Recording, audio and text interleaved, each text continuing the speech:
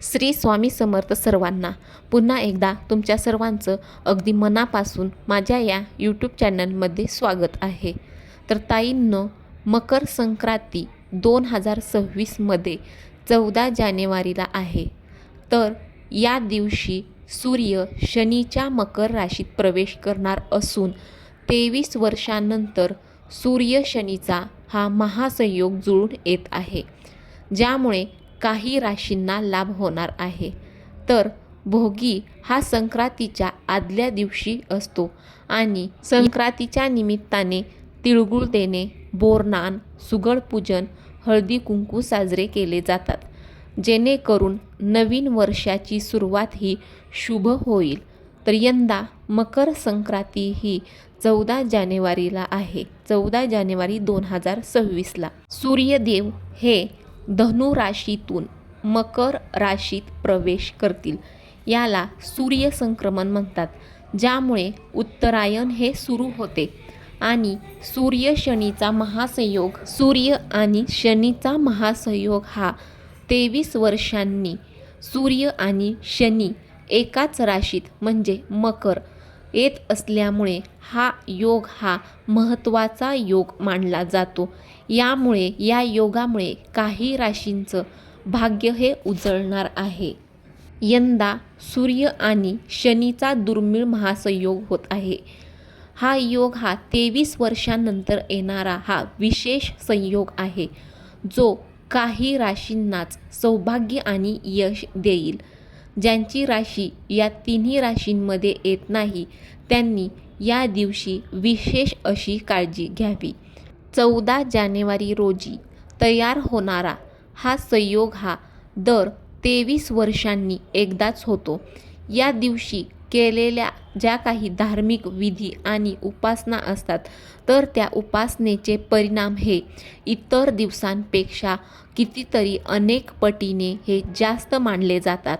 तर ताईंनो, हा महासंयोग हा ज्यांच्या राशी सध्या अनुकूल ग्रह स्थितीत आहेत, त्यांच्यावर विशेषतः परिणाम करेल. जर तुम्ही या दिवशी श्रद्धेने केलेली उपासना, जी काही तुम्ही उपासना कराल ती अगदी मनापासून आणि श्रद्धेने केली, तर जीवनामध्ये स्थैर्य, शांती आणि सकारात्मक बदल हा घडवून आणू शकते. या दिवशी पूजा आणि विधी करताना नियमांचं तंतोतंत पालन करायचं आहे आणि काळजी घ्यावी. ह्या महासंधीचा केवळ धार्मिक आणि आध्यात्मिक प्रभाव पडणार नाही, तर मानसिक पातळीवर देखील सकारात्मक ऊर्जा देखील मिळेल. तुम्हाला सर्वांना प्रश्न पडला असेल, सूर्य शनी महासंयोग म्हणजे नक्की काय? तर जेव्हा सूर्य आणि शनी हे एकाच राशीत एकत्र येतात, तेव्हा त्याला सूर्य शनी महासंयोग म्हणतात. हा योग हा कर्म, न्याय आणि आत्मबुद्धीशी संबंधित असतो. या दिवशी कोणते धार्मिक कार्य करावे, कोणतं धार्मिक कार्य हे शुभ मानलं जातं, तर सूर्योदयाच्या वेळी सूर्याला अर्घ्य देणं, शनिदेवांसाठी तेलाचा दिवा लावणे आणि तीळ व उडीद डाळ हे दान करणं अत्यंत शुभ मानलं जातं. त्यामुळे या दिवशी तुम्ही हे उपाय करणं अत्यंत गरजेचं आहे. मकर संक्रांत हा सण हा यावेळी विशेष असणार आहे. हा सण हा धार्मिक दृष्टिकोनातून खूप महत्त्वाचा सण मानला जातो. या दिवशी सूर्य मकर राशीत प्रवेश करतो, त्या दिवशी मकर संक्रांत ही साजरी करतात.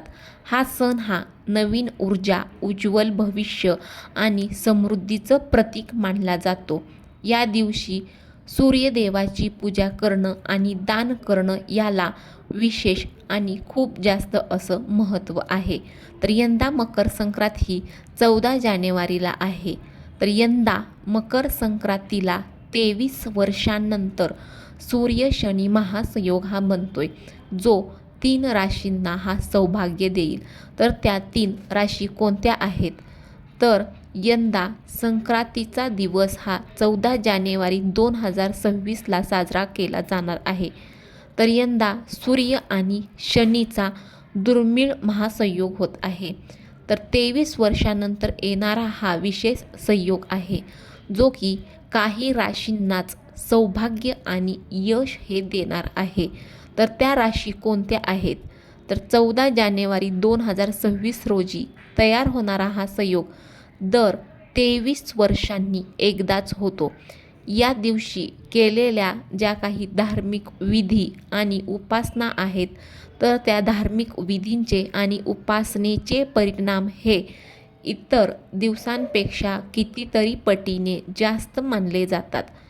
हा महासंयोग ज्यांच्या राशी सध्या अनुकूल ग्रहस्थितीत आहेत त्यांच्यावरच विशेष करून परिणाम वाढेल. तर त्या राशी कोणत्या आहेत? यावेळी सूर्य आणि शनीच्या महासंयोगाचा 3 राशींवर विशेष प्रभाव पडेल. या राशीच्या लोकांचे नशीब हे बदलणार आहे आणि त्यांना त्यांच्या आयुष्यात यश, संपत्ती आणि आरोग्य लाभ होण्याचीही शक्यता आहे. तर त्या कोणत्या राशी आहेत? तर सर्वात पहिली तर मिथुन. तर मिथुन राशीला आर्थिक बाबींमध्ये हा नफा होईल आणि नवीन प्रकल्पांमध्ये यश देखील मिळेल. सिंह राशीवाल्यांना कौटुंबिक जीवनामध्ये आनंद मिळेल. आणि तिसरी म्हणजे धनु राशी.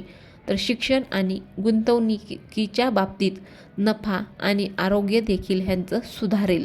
तर मकर संक्रांतीच्या दिवशी सूर्य आणि शनीची तुम्ही विशेष अशी पूजा करायची आहे. सकाळी लवकर उठायचं आहे, स्नान करायचं आणि नंतर स्वच्छता करायची आहे. स्वच्छ कपडे परिधान करून पाणी अर्पण करायचं आहे. सूर्याला अर्घ्य अर्पण करायचं आहे, कारण हे अत्यंत शुभ मानलं जातं. या व्यतिरिक्त शनिदेवांची पूजा करायची आहे आणि भगवान विष्णूंचे ध्यान हे करायचे आहे. जर तुम्ही भगवान विष्णूंचे ध्यान हे मनापासून केले तर जीवनामध्ये तुमच्या नक्कीच सकारात्मक बदलही होतील.